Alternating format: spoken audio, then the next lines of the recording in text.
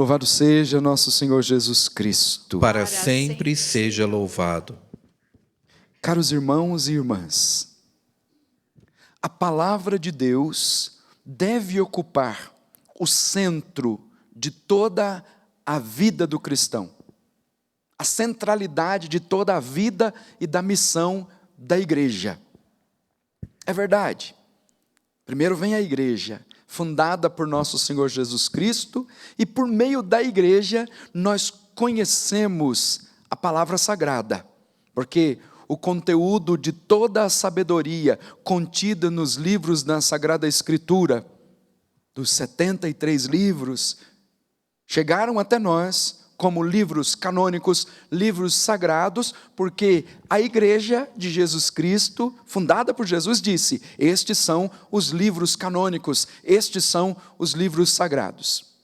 É fonte de toda inspiração evangélica, é fonte de toda sabedoria, fonte de toda a doutrina, que caminha junto com a tradição e o magistério. Esse tripé é que forma os elementos de fé fundamentais para nós: a Sagrada Escritura, a tradição e o magistério.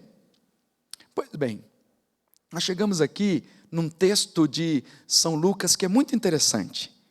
São Lucas diz o seguinte: estão ali, está uma grande multidão, quase que impedindo que as pessoas cheguem no lugar onde Jesus está, e de repente tem um pedido muito inusitado, dizendo: tua mãe e teus irmãos estão aí fora e querem falar contigo.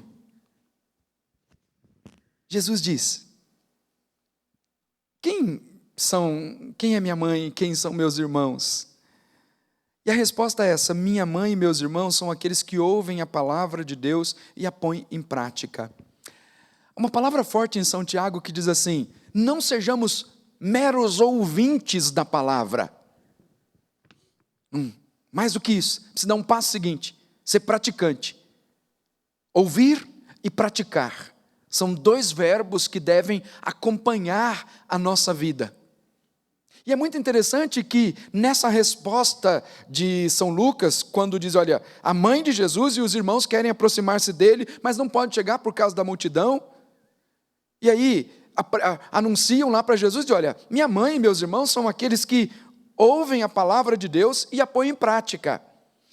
E aí nós entramos no contexto de uma personagem toda santa, toda pura, em que nunca se ouviu dizer que alguém tivesse correspondido à vontade de Deus como essa santa mulher, a bem-aventurada Virgem Maria.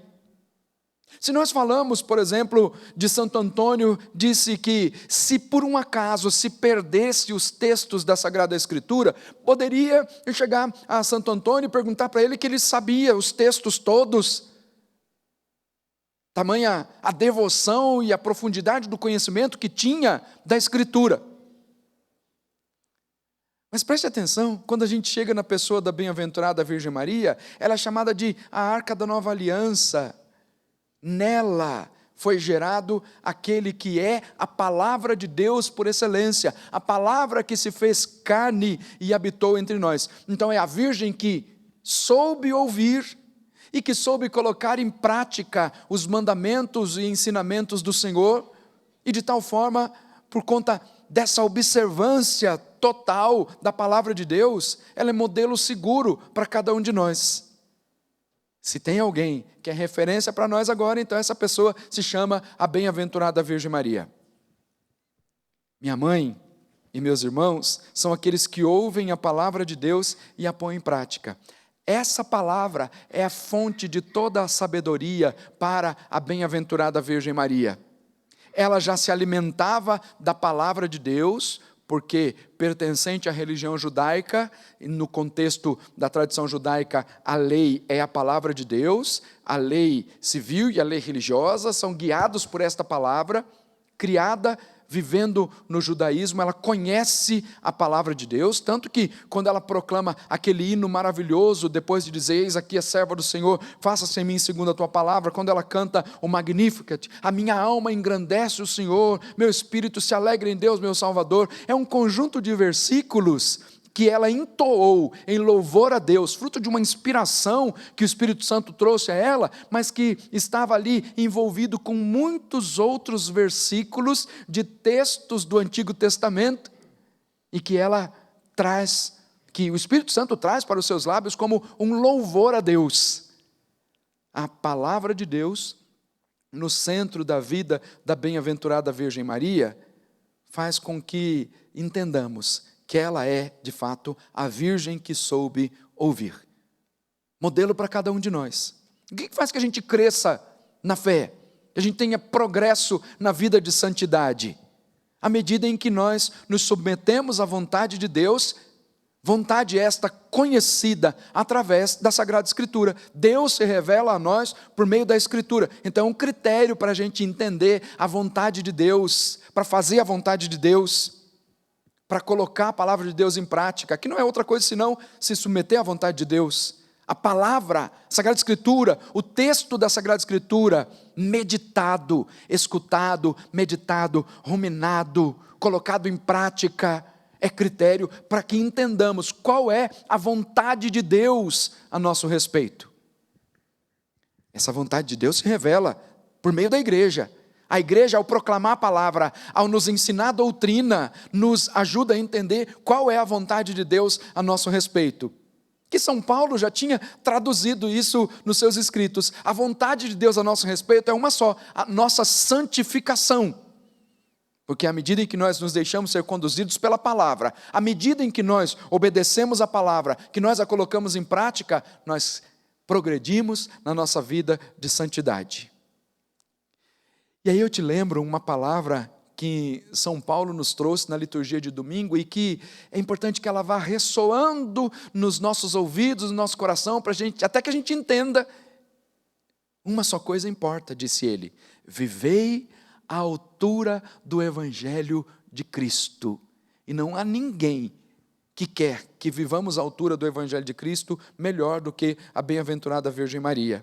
Aquela que foi formada, que foi plasmada pela graça do Espírito Santo, que gerou no seu ventre, por obra do Espírito Santo, a palavra de Deus que se fez carne, é ela mesma que é mãe e educadora, nos empurrando para que conheçamos mais a Jesus, para que façamos uma experiência pessoal com Jesus, para que cresçamos no conhecimento da palavra e nos submetamos inteiramente à vontade de Deus.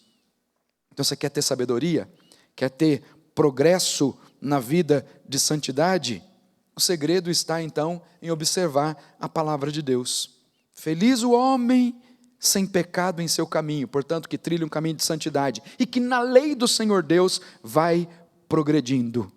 É uma das palavras de sabedoria do Salmo 118, que é um dos maiores salmos e que nos ajuda a compreender a importância da palavra de Deus na nossa vida. Então, centre a sua vida, coloque a sua vida em sintonia com a palavra de Deus e você vai ver o êxito para a sua vida espiritual, o progresso na sua vida de santidade. A palavra de Deus é para ser lida, meditada, ruminada, aquela palavra que vem à nossa mente, que volta ao coração, que vem à nossa mente e para ser colocada em prática. Feliz o homem, bem-aventurado o homem que na lei do Senhor Deus vai progredindo. E a bem-aventurada Virgem Maria é modelo para cada um de nós nesse progresso de vida de santidade. Que a sua vida seja conduzida inteiramente pela palavra de Deus. Assim seja, em nome do Pai, do Filho e do Espírito Santo. Amém.